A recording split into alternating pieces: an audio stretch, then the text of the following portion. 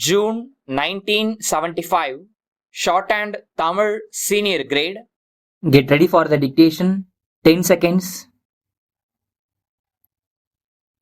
5 seconds. Start.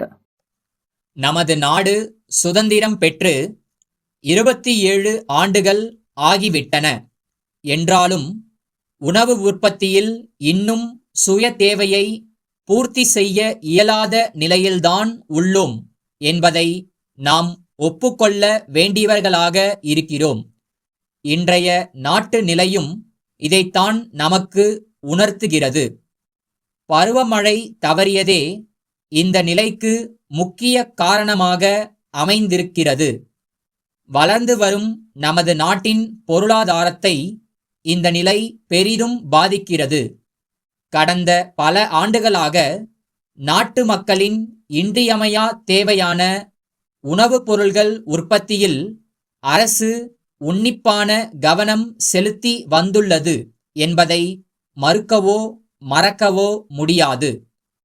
உணவு உற்பத்தியை பெருக்க அவசியமான தரமான விதைகள், உரங்கள், பூச்சிக்கொல்லி மருந்துகள் ஆகியவைகளை வழங்குவதிலும், நீர்ப்பாசன வசதிகளை பெருக்குவதிலும், நவீன விவசாய முறைகளை புகுத்துவதிலும் அரசு தனி கவனம் செலுத்தி வந்துள்ளது என்பதை தெரிவித்துக் கொள்ள விரும்புகிறேன். இதன் விளைவாக உணவுப் பொருள்களின் உற்பத்தி கணிசமான அளவுக்கு உயர்ந்தது. எனினும் உணவு உற்பத்தி நமது தேவையை பூர்த்தி செய்யும் அளவுக்கும் குறைவாக உள்ளதே தவிர உபரியாக இருப்பதாக கருத முடியவில்லை. ஆங்காங்கே உணவு தட்டுப்பாடு உள்ளது.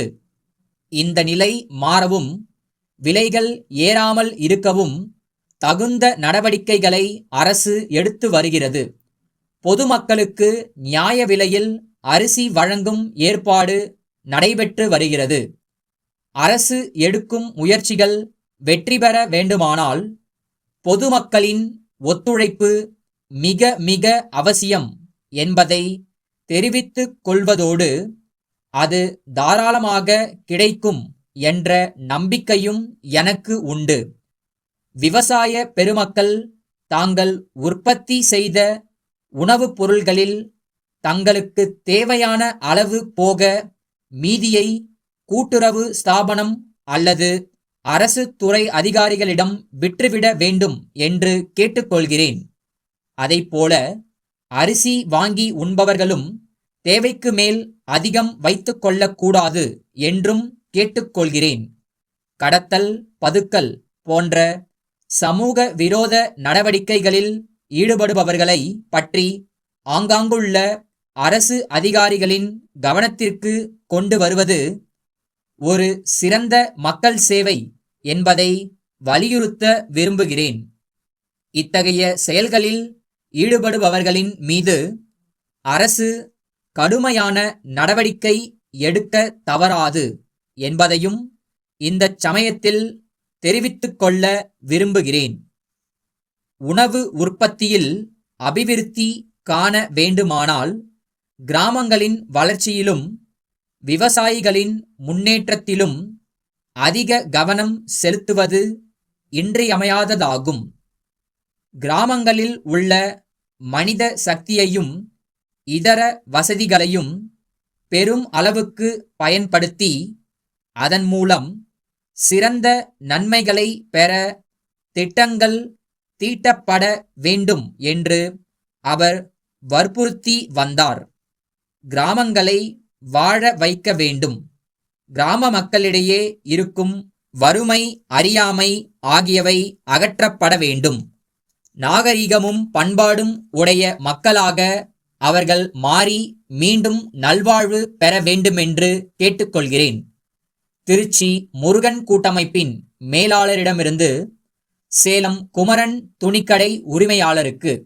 அன்புடையீர், எங்களுடைய அஜந்தா பருத்தி புடவைகள் தங்களுக்கு மிகவும் பிடித்திருக்கிறது என்றும் தங்கள் பகுதி மக்களை அவைகள் வெகுவாக கவர்ந்துள்ளன என்றும் அறிவதில் நாங்கள் பெருத்த மகிழ்ச்சி அடைகிறோம்.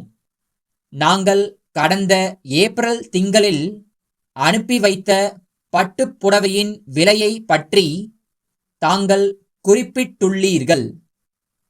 விலையை குறைப்பது இயலாது என்பதை நாங்கள் வருத்தத்துடன் தெரிவித்துக் கொள்கிறோம். அதே சமயத்தில் துணியின் தரத்தை பற்றி மீண்டும் உறுதியளிக்க விரும்புகிறோம். அதே விலைக்கு வேறு எங்கும் அவைகள் கிடைக்குமா என்பது சந்தேகமே. குறைந்த விலைக்கு கிடைப்பதாக தாங்கள் கூறுவதை எங்களால் ஏற்றுக்கொள்ள முடியவில்லை. இரண்டையும் பக்கத்தில் பக்கத்தில் வைத்து பார்ப்பீர்களே ஆனால் எங்கள் புடவையின் சிறந்த தரம் நிச்சயம் வெளியாகும் என்பதில் எங்களுக்கு சந்தேகமே கிடையாது. வாடிக்கையாளர்கள் தரும் பணத்திற்கு சிறந்த முறையில் சரக்குகள் அளிப்பதே எங்களுடைய குறிக்கோள்.